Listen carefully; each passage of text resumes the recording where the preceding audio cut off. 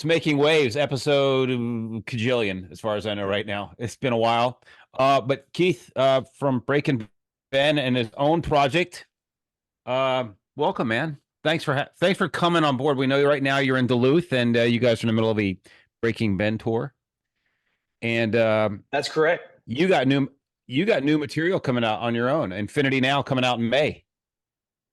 You got some Yeah, May singles out. 3rd. Yep. I got a few out. Yeah. I've been doing the little waterfall release as they do nowadays. Is Yeah, that what came it's out with a called? song. Is this called when they drop it out piece by you just kind of drop them out occasionally? Waterfalling, huh?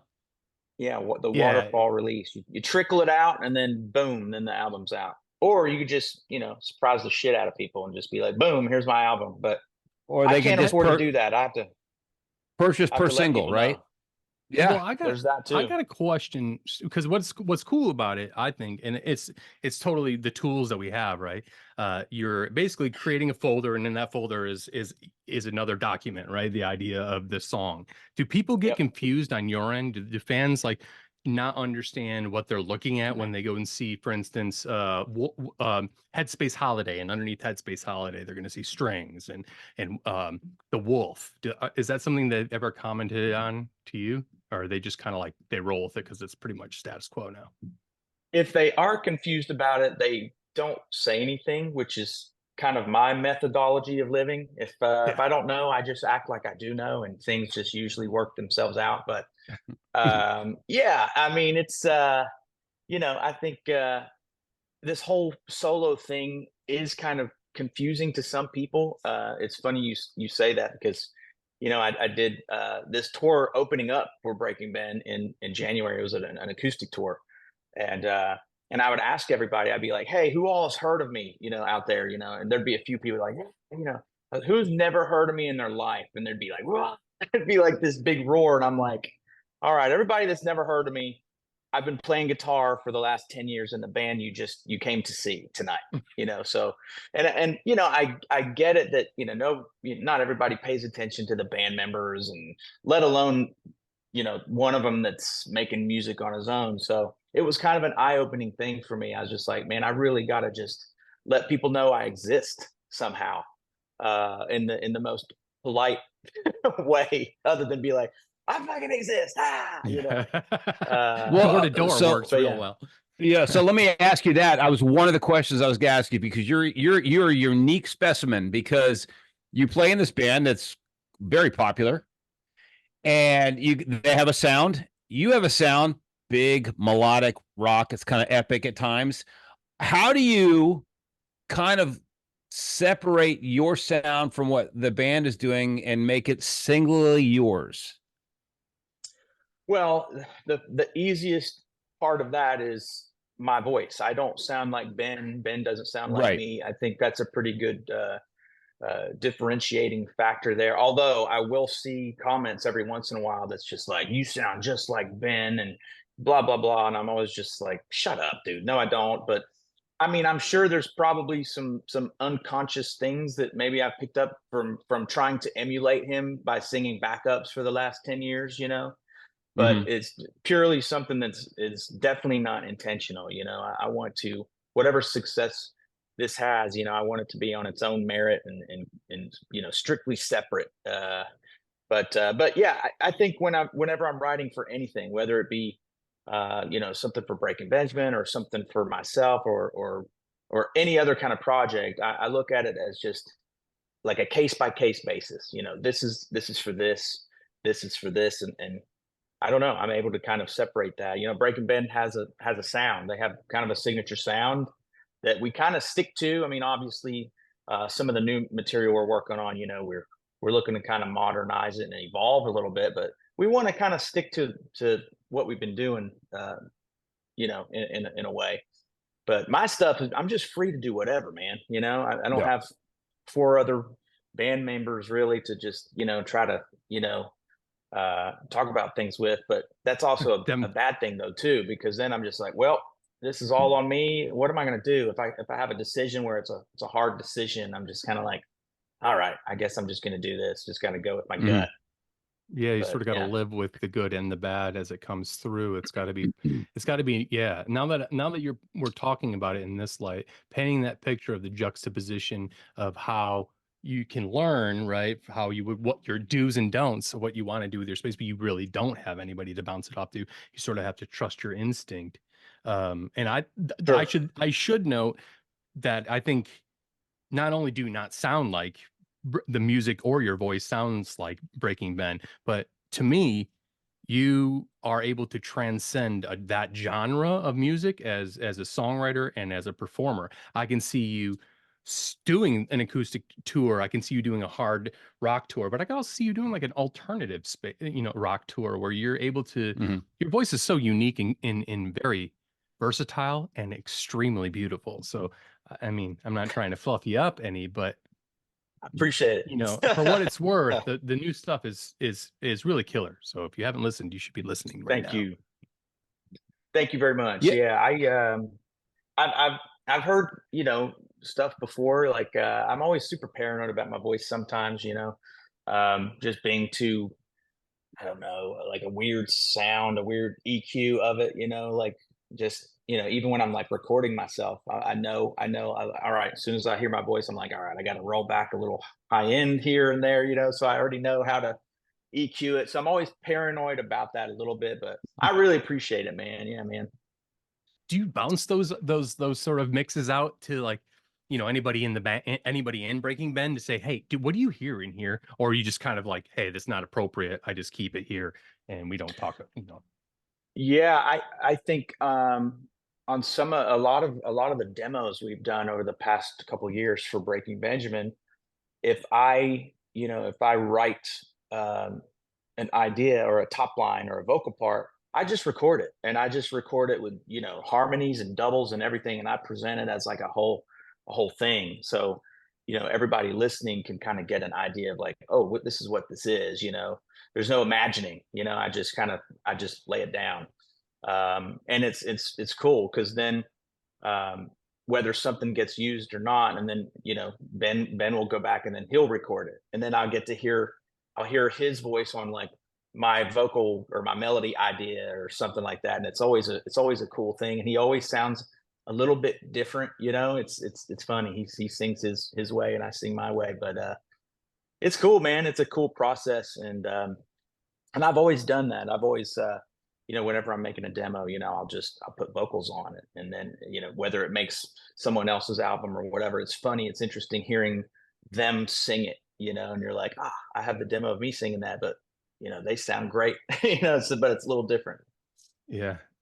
Let's Gotta be to the hey, heartstrings, hard to let go of some of that stuff too, especially as you're writing songs. Sometimes they're meant to be for you, but you show to somebody and you know that that's the place that it Sure. should rightfully go. Yeah, that process is excruciating. I would assume in some cases, probably fun though as well. Sometimes. well, yeah, on that too. Do you ever write songs and they hear them and go, we really we wanted that song you just wrote, the one you wrote for you. We could have, man, did you ever get into that position where like, wow, we would have No, really loved that song?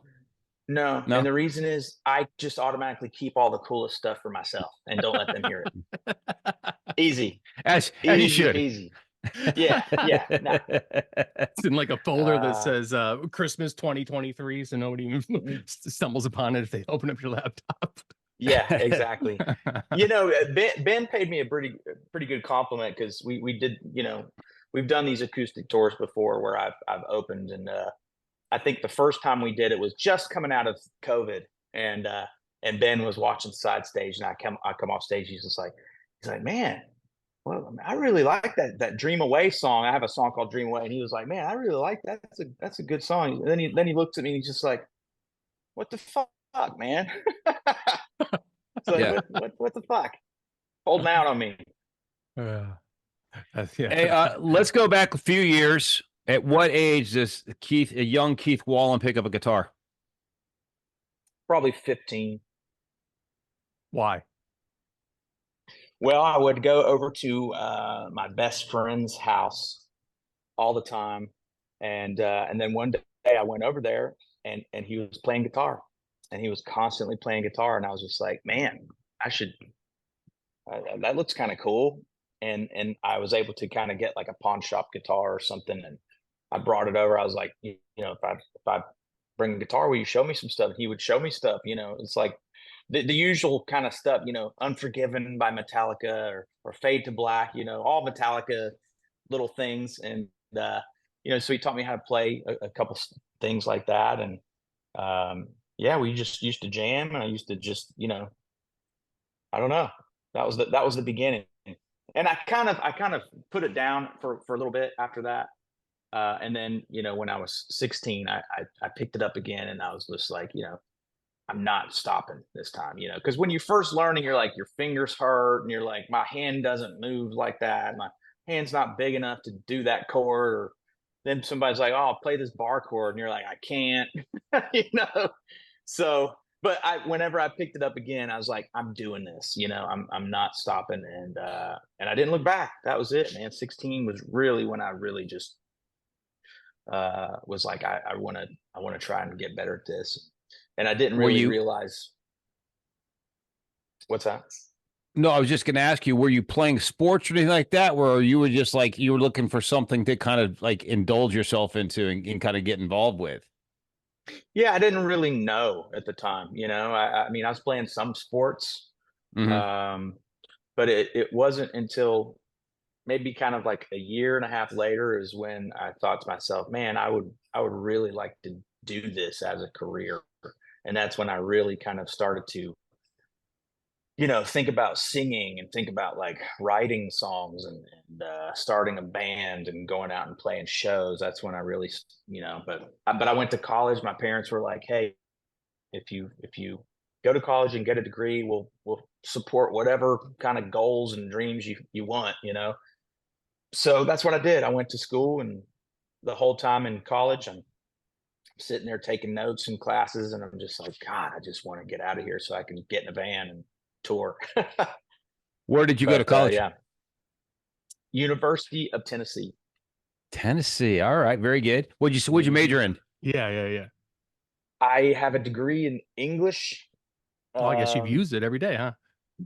You know, yes and no. I pretty much I pretty much was just like, you know what, anything but math, because I'm terrible at math. So what's the opposite of numbers? Letters. So I'll go with that.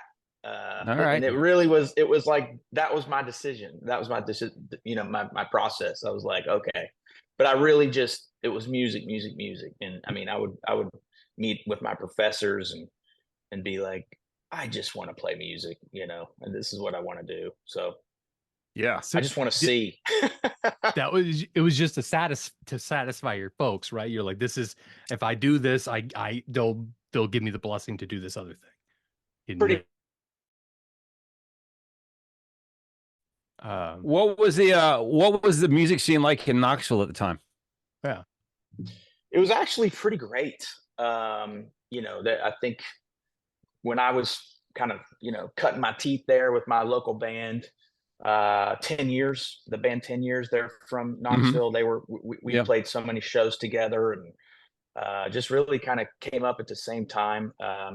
And a few years before I kind of got in there, it was, you know, they're Shinedown now, but Brent Smith, he had his old band, I guess, you know, back in the day in Knoxville. I mean, he's from there, and he had some stuff going. But so, yeah, man, it was a cool little scene. I mean, we had a great group of venues there that, you know, we would all just kind of recycle and play the different venues. And it was a really good venue called Blue Cats at the time in Knoxville that was just awesome. And yeah, so that was a great place. So many bands came through there, and I would go to every show. I mean, so it was awesome. And then the clubs disappeared and the bands disappeared. I don't know what's happening there now. I don't know anything about the scene too much now, which sucks. And because you always hear about that happening in like places that have great scene, and just for whatever reason, you know, something happens, and it just kind of, I don't know whether it's a venue shutting down or whatever, but kind of just slows down. So that happened in Knoxville, I think. Isn't it funny though that some colleges have these incredible scenes that like you said, some kind of disappear. Like Austin's kind of all over the map these days. I don't know what it is, but during my college years there was like 6 or 7 Steadfast clubs. You thought they were going to live forever, or they morphed. Emos went from 6th Street to where it is now. But the one that I always think that sticks around is Lawrence. Kansas? Lawrence always seems to have a scene. The Bottleneck, right? Yeah, yeah. Yeah, the little club there. That's interesting. I mean, you were so close to, I mean, I guess kind of close to Florida. Did you guys like do the show trades and go down to the Panhandle or Gainesville? There was a scene there years ago, I remember. Never played Gainesville, but yeah, I mean, we were always trying to find bands that we could, do the switch, the little, let's play your town if you play our, that kind of thing. And we found a few. We went to Orlando a few times, went to Tallahassee a few times. That's another one. Yeah. Floyd's Music Store. We played that place a bunch. I remember we played the Social in Orlando a few times. Yeah. And then, of course, Nashville, because we were in Knoxville just, a couple hours away. So all the usual Nashville haunts, the End, Exit In, the End, all that stuff. Yeah. I recently played the End again. No shit. 2 years ago solo. And man, it was the funniest thing. I was like, I haven't been in this building since my first band. And it was like 20 years or something. It was like 20 years ago. And I thought to myself, damn, I've really made it far. Here I am in the exact same fucking place. Like, wow, my career has really fucking kicked, But and then I like went outside and the sign, it was just like, tonight, Keith Wallen, the letters were all like blown off and just like crooked and hanging off. And I was just like, please, somebody just take a picture of me in front of this. Yeah, and it was pretty funny. I'll send you that. I have the I'll send you that picture, Chad. It's dude, it's art. I ripped open my eyebrow on a headstock in that room, and the owner made us like quit. We had to stop playing because I was bleeding so much. Oh shit. Yeah, has it changed? I haven't, like, from back in the day, you would have to only could load in at a certain period of time. Those venues yeah, same. Oh yeah, the End is exactly the same. I haven't been in the Exit In a while, but the End was exactly how I remembered it. There's a stage, and then to the right there's like this ramp. Yeah, and it's the same thing. Yeah, and the owner's still there and still doing his thing. Incredible. You're on you're so I gotta talk about something real quick, because I was just looking at your tour dates. So you're out with Breaking Ben, and it seemingly you must be going directly into your own tour at the end of April, right? That looks like you're just go all the way through with. It doesn't look like you're stopping, dude. I'm just looking at the calendar. I don't think okay, May to July, there's a little break, so you're off in June. How are you doing all of this? Like, is your body okay? Tell us about your regimen of touring right now. That's a good question. I'm a little curious about this run coming up myself. I'm kind of like, all right, how am I going to do this? But it's I think once I get in the swing of things and get my van legs back, and as long as I get a good amount, a good sleep, I'm pretty good. If I can get at least like 6 or 7 hours a night, I feel like I'm okay. That's where I'm at these days with my advanced old age. And that's another thing too, is like, I have to have like all these conditions have to be met for me to sleep too. It's like I have to have like a certain temperature, like I can't have any light. I can't have any sound. I remember like in my 20s, just sleeping like anywhere and be like, I'll take a nap over here in this corner. Now I'm just like, I have to have a slight breeze. So definitely different thing, but it's going to be great. Do you use things like magnesium to kind of help you relax and kind of have a nice mellow sleep? What do you do? What are your secrets for that? Right? You have your noise machine. You want hotel room has to be at like 65. For sure. I've taken magnesium before. I used to take melatonin, but then I feel like I'm like using up all my melatonin that I make naturally. So I was like, all right, I need to get off this shit. And then it just doesn't work as well. So I've gotten off the tonin. And so it's clean from the tonin. Yeah, I know. But yeah, it's a funny thing. I have this thing with one. I'll sleep with one earplug, and so if I'm like laying this way, I'll put the earplug on the outside ear, and then somehow I've trained myself where in my sleep, if I roll over, I'll take it out and I'll like switch ears.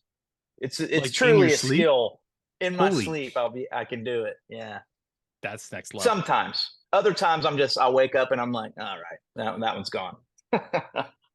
Those little moments, So- I mean, those little like tricks that we have. I mean, either you could probably, if you're exhausted enough, right, and you had to, likely fall asleep after kicking and screaming and laying in bed for a while. But the idea is like, if I did this and I did this, I know last time I slept, and that becomes a Sure. a crutch. Like, man, I'm right there with you, dude. I carry that shit so hard. I can't sleep if I go to a new place. You're like, Oh yeah, it's a thing. And then, just being on tour, you get used to being home in your bed, and then you got to get used to being in the bus. And then when I come home from tour, I have to get used to just not moving and just being in a quiet, silent, normal bed, it all takes adjustment now. I've found, but to answer your question, I try to get good sleep. I try to eat pretty well. I try to exercise. I try to hydrate. All the things that we got to do. I take care of my voice. I eliminate certain foods, carbonation, soft drinks. Just really just try to make sure that I'm able to sing. I mean the whole shiprocked thing this year. I had a bunch of important shows.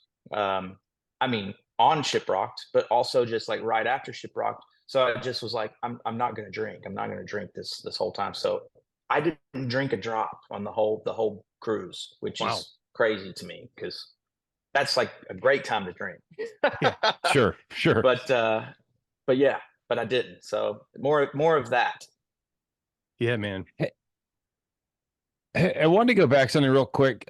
Keith, you mentioned, your parents were like, "Hey, look, just go to college, kind of like do the college thing, do it for us," kind of thing. It's very interesting to find people in this business who parents were like supportive like that, kind of like, here's the trade-off. I'm going to do it for you, mom and dad. Of course, it's always good to have an education, and obviously English helps you as a writer going forward. But at what point, though, was it after you graduated where you said, this is going to be my career come hell or high water? Definitely. It Okay. really was. And there was some thin times for sure where I had every opportunity in the world to quit. And for whatever reason, whether I just was too stubborn or too stupid to quit, I just didn't. And I was able to kind of parlay one thing into the next thing and keep it going and play with various different bands and here I am now. So it's a lot of hard work. It's a lot of persistence, man. That's really it. I feel like, whatever I may lack in talent or anything like that, I feel like I will outwork anyone and I will keep working. So that's an advantage that I have. Well, your tour schedule definitely is a key right there. It's just if you can get through that schedule. Hey, let's just say the music thing. Hey, I'm going to back out of this. I don't think I'm going to do it. It's just not going to be. What was your backup plan? English. There wasn't one. Yeah. Well, I was going to say most people just study English. They go into education or something of that nature. Yeah. There really wasn't one. There was no. Yeah, I literally I just kind of jumped out the plane and didn't have the parachute, even though I had the parachute on paper with a degree and everything. In my mind, the parachute was not with my body that was plunging. Yeah. But that's the thing, though. It's like you have to have that plan A. That's the only plan I have. I don't have a plan B because if you have a plan B, that means I can step out of this and that's not do or die. But if this is like, I have to do this, there's no plan B, then like you said, you just kind of make it work at some point. It all comes together.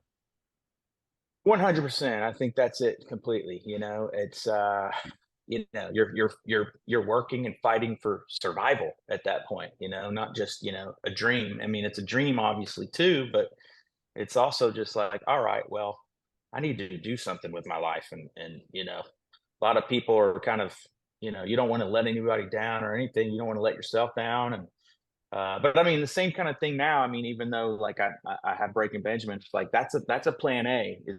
Breaking Benjamin is a plan A, but my solo stuff, it is also a plan A. It's not just Mhm. like, hey, I'm going to do this thing on the side for a hobby and whatever.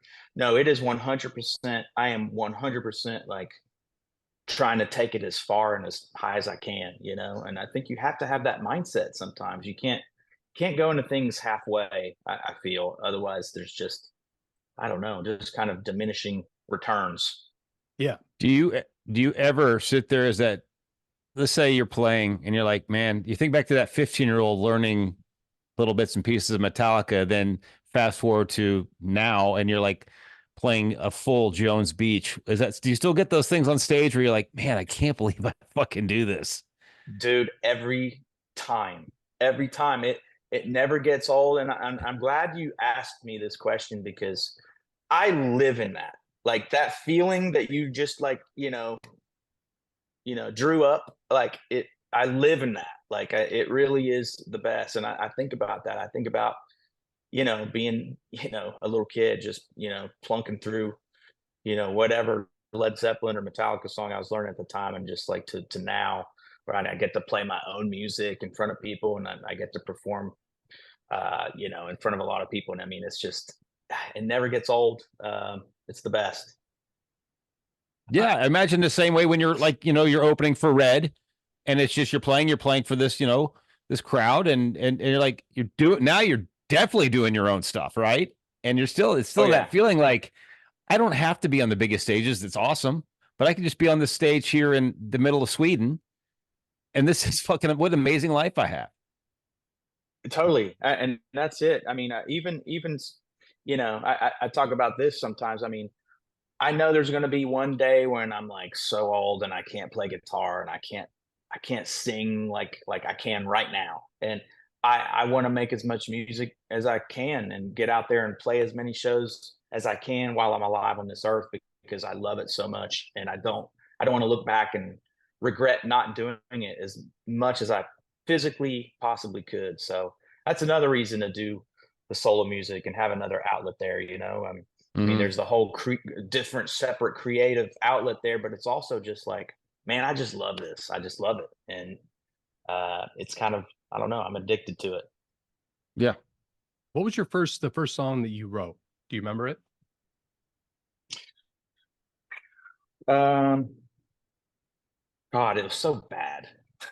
I've Yeah, written all so of them, many bad songs. all of them. I mean, Yeah, I would yeah, if you came out the gate with like a banger. yeah, yeah. No, I did, and I recorded it on a 4-track. I had Task this cam. like Tascam. Yeah, I had a Tascam 4-track, dude. That's so funny. And you have to like mix it down onto a different thing. You couldn't just like take the tape out of it and play it. You're like, but yeah, it was called Road to You, and it was awful. You remember the name? Uh-huh. Yep. That's impressive. Tons of times I've asked this question. I don't think anybody's remembered the name of the song. They remember the song. They remember the experience, but the name, Hmm. that's wild. Did you ever play it live? Like did it become another rendition of a song and you played it ever in your whole life? Even if it was just a fucking 4 bars from that original We song. used to no, we used at the time, we used to, you know, all of my buddies, we'd go camping all the time, and we'd have a campfire, and there'd be just like 8 guitars, and we'd all Yeah. just like play Pearl Jam and all kinds of stuff, and then somebody would sing a song that he wrote, and another person would sing a song, and then I would sing Road to You. That'd be my song. And yeah, Yeah. it was kind of funny. Okay. Is that So the one of second, those things you can? Yeah, I was gonna say, is that one of those songs you can polish, look back, and go, I can do something with this. I'm just gonna rework it. No. okay. It's Second that far question gone. Nah, about nah. songs. My second question about songs. What's your Yeah. favorite song currently to play live? And what was your second part? And what was your favorite song? What's your favorite song on this upcoming release? Hmm. Your music. Dream Away. I think that's always been a fun one to play and sing. And I guess upcoming album, Shiprock, we played a bunch of the new stuff. I'd probably say The Wolf. That one's fun. And there's another song that we played called Nemesis that's going to be on the new album too, that we played live a few times. And yeah, I'm excited, man. I'm excited to play the new stuff. And yeah, I mean, it's all fun, but there's some others, there's some more than others that you kind of I like to get into. Yeah, I mean, I guess to double down on that, what's your favorite song, period, not to play live, but just in general, that you've written for this upcoming release? And how many songs are there on the record, by the way? Is that public knowledge or no? So yeah, there's 10 songs, but I recorded 12, and I'm not sure what I'm going to do with those other 2, whether it's going to be some sort of extended edition or whether it's just they're saved for something else. But yeah, 10 songs on the album. And yeah, man, I'm super excited. This is my first album that I've had like a partnership with the label. And so Rise, right? Yeah. So it's been an interesting kind of thing, working with different people and creative people that have a lot of great ideas. I'm so used to just doing things just by myself. I mean, obviously my manager Jerome, he's been there just like every step of the way with so much stuff. Yeah, just it's been really cool to have just a lot of helping hands helping me. And I mean, I've done that even just on the the creative part on my part. I try to get in the room with people that are a whole lot more talented than I am, whether it's producers or songwriters, and I'm just like, just make me look good here. But yeah, man, it's been a cool experience, and I'm really excited for everybody to hear these new songs. And you can pre-order right now, right? So it comes out Correct. May 3rd. Got it. Mm-hmm. So you're going to actually be on the road to celebrate that release. I will be. Yeah. I don't know exactly where I'm going to be May 3rd. I'm sure I could look at my schedule, but South Bend, Indiana. Is that it? Yeah, I'm looking at it right now. South Bend, Indiana. Yeah, you're going to be with Seether, Buck Cherry, Seether, Fuel, Saint Asonia. Is that a festival or something? Yeah, that's one of the 2 festivals I'm playing. Yep. Okay, cool. Well, I got what I've noticed about your latest releases, Keith, is that you have a video component to each of the songs. I mean, dude, how quickly are you churning this content out? I mean, most people drop a song, great, it's just a single, but you're adding obviously a narrative to it. Your video team must be extraordinary at turning things around quickly. Yeah, we did 2 videos for the first 2 songs, Strings and Headspace. We shot 2 videos in one day in Nashville. That was in December. And then we shot the Wolf video in February. And then, aside from those videos, plus, behind the scenes videos, it's been an interesting thing trying to make all my TikTok videos and all the content stuff, that whole song and dance that we got to do now. I had a conversation with one of my friends about this too. I'm like, I feel like I'm naturally introverted, and which is funny because like I'm like the singer in this solo project now. I have to force myself to kind of be like that showman guy, but I feel like naturally it's not my natural instinct to do that. So making these videos and singing to the camera and all that stuff, it's a real stretch for me, but it's uncomfortable, but it's part of it. We got to do it now. We got to wear the videographer and director hat to make these TikTok videos and stuff now. It's interesting. Yeah, you have to be all the things. You can't be one thing. You have to be all of it. Yeah. And you learn a lot throughout the way. That's what I always ache in it too, is like, okay, this is painful and excruciating. And, I tell this to any other act that, that I've worked with, is like, hey man, at the end of this, you're going to have a whole skill set that you didn't intend to have. So if you want to continue to be creative in another space, now you have at least the chops to get in the room. you know? So true. I mean, I've learned how to like edit video and how to sync audio and how to, which is, something I would have never, even thought about. Right. But yeah, you're so right with that. And it's funny because, you see some of these artists that are really having success and gaining traction with these videos and different techniques and what they're doing. And then so many of them are just the same song, the same thing over and over and over and over again. And I'm always thinking to myself, man, I'm just gonna wear people out. Like aren't people, they're gonna get sick of this? That's, oh, here's Keith with the same damn song with the same, but that's what people are doing and they're having success. So I apologize now for all the cringy videos of the same exact damn song. But let me help you with this though. Is like we're noticing as even people who book shows, Yeah, people want the same. They don't like too much deviation. I mean, not everyone wants Frank Zappa, where every song's like, everything's completely outrageous. But you have to have a certain mindset for that. Very small niche. But I think generally the music fan in general likes their band to sound like, or their artist to sound like that person. And it